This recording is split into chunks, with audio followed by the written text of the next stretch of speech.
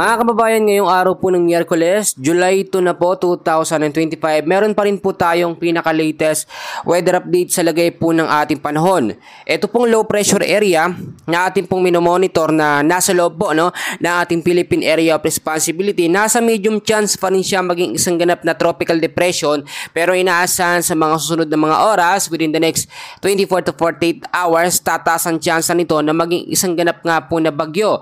At tatawagin ho natin itong bagyong Bising sa loob po ng ating Philippine Area of Responsibility. Meron po mga lugar na apektado ngayon, aalamin po natin yan. At dito naman po sa labas ng ating Philippine Area of Responsibility, may panibago pong low pressure area at nasa high chance agad ito na maging isang ganap na bagyo o tropical depression sa mga susunod na mga oras. Pero kung bago lang kayo sa ating channel, please huwag niyo muna kakalimutan na mag-like and subscribe at pahit ng notification bell para ma-update po kayo sa mga susunod natin na weather update. Unahin na muna natin ang low pressure area po na nagbabanta pong maging bagyong Bising or ikalawang bagyo sa loob ng ating Philippine Area of Responsibility. Ayon po sa pagtatala ng Pag-asa, mga kababayan, itong LPA na ito ay meron pong lokasyon na 350 kilometers east of Kasiguran, Aurora.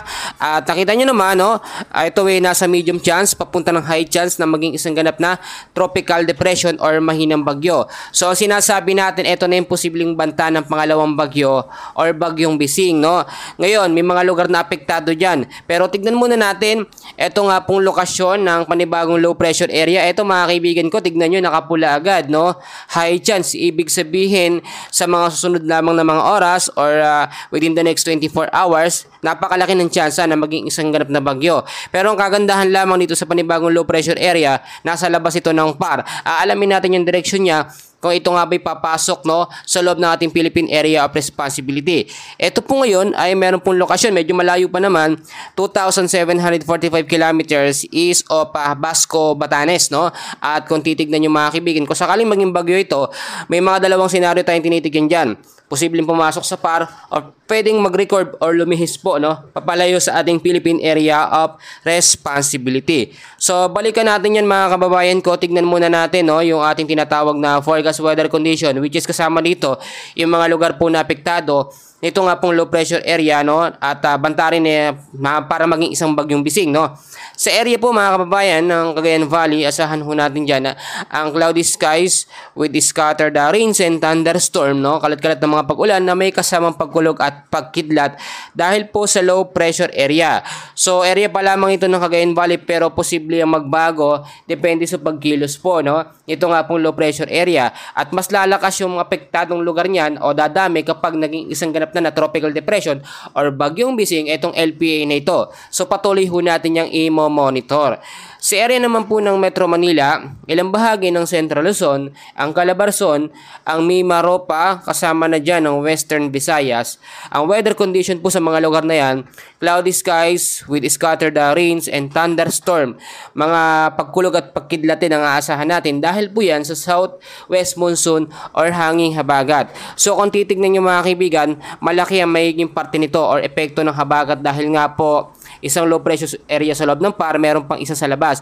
Posible nilang hatakin itong southwest monsoon para makaapekto po sa ilang bahagi po ng ating bansa. So yung mga lugar na aking binanggit, mag-ingat po sa banta ng mga posibleng pagbabaha, gain din sa mga landslide prone area, especially yung mga nakatira malapit po sa mga ilog. Kapag ganito, mga kaibigan, napapansin nyo, umaaraw pa naman sa umaga, pero pagdating po sa hapon at bandang gabi, dahil po sa southwest monsoon at mga localized thunderstorm, may mga pag-uulan at minsan tumatagal ito ng 1 hanggang 3 oras, yung pinakamatagal. So maging handa tayo sa mga posibilidad po na mangyari.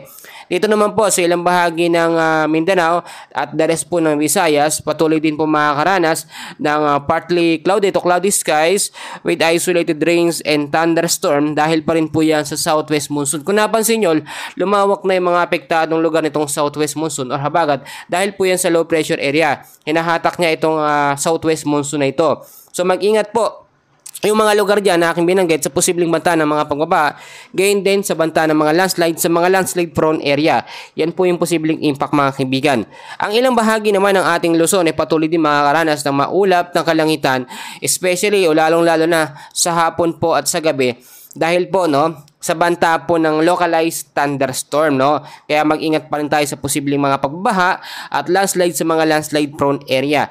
So balikan na natin, ito nga pong LPA na ngayon ipinapangambahan natin na maging isang ganap na pangalawang bagyong Bising sa loob po ng ating paran. Hopefully, pag-pray natin na wag po siya masundan ng panibagong bagyo na nagbabanta nasa labas, nasa high chance na maging tropical depression. Sa ngayon, hindi pa naman natin nakikitaan ng potensyal na magiging malakas na bagyo. Ito nga pong LPA sa loob ng PAR kung sakaling maging bagyong Bising na siya. So yung bagyong Bising mga kaibigan, hindi siya nakakatakot actually, dahil kung titignan po ninyo, may mga senaryo pa rin tayong tinitignan. Kung sakaling maging isang ganap na tropical depression siya, may chance na siyang maglandfall sa ating Philippine landmass. Pero kung titignan nyo, kung maglandfall man ito sa ating Philippine landmass mga kaibigan, magre-record din ito agad-agad, papalayo o papalabas ng ating Philippine area of responsibility. Wala rin po ito sa category bilang isang ganap na o para maging isang ganap na super typhoon or typhoon category mga kaibigan. Dahil kung titignan nyo, dumaan pa yan sa pagiging low chance, medium chance, hanggang sa maging high chance sa maging isang tropical depression. Then after nun, hihina na po ng hihina yan.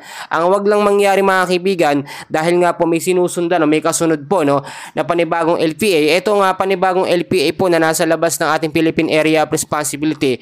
Ito yung sinasabi natin na may chance na maging malakas po, or may chance may category bilang isang typhoon.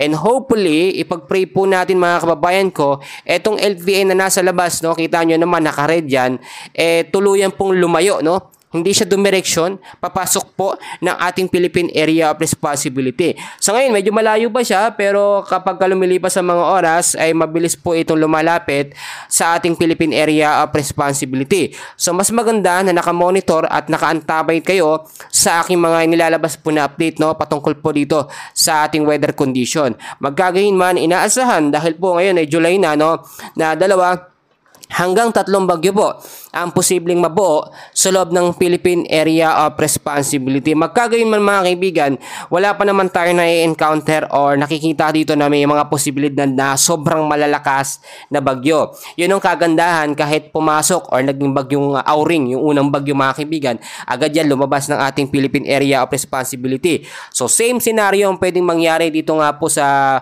banta ni bagyong Bising. So dapat huwag tayo masyadong mag-alala, huwag tayong matakot. Yung nararanasan natin ng mga pag-uulan sa anumang parte ng Pilipinas, madalas sa hapon at minsan sa gabi umuulan din dahil po yan sa southwest monsoon at mga localized thunderstorm.